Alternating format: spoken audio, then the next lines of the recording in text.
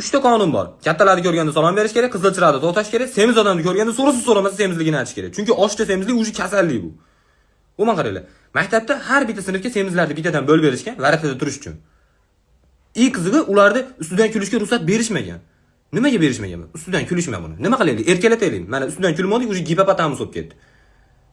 Semirib ketdi bu. Qanday qilib odam beshikdan turib tikoga sig'may qolish mumkin? Tikoga sig'sa, tiko yurmay qolyapti. Yoshligimda o'ynagan mashinasiga yerga yopishib qolyapti. Lyuboy odam aytishi mumkin. Lyuboy odam o'tirib turib ozish kerak, vez tashlash kerak deyishi mumkin, lekin qozon kabob yeb o'tirgan odam emas. Qozon kabob yeb o'tirib turib, ozishmaydi. Nima qilyapsan sen ozish uchun? Doktorga bordim. Har xil ko'k o'tli narsalar ye dedi, parhezda dedi. Seni doktor mol deb ayta olmabdi betingga. Shuning uchun o'tli narsalar ye degan senga. Dori yozib berdi, 2,5 millionga dori oldim deydi. 2,5 millionlik narsani yeb qanday ozib ketmoqchisan sen? Yemasdan ozishni plan qilyapsan? Jabomuz oshqozonimni operatsiya qildirib olaman. Yo'q, oshqozonni emas, sen og'zingni tiktirib operatsiya qildirsang, keyin semirmay qo'yasan.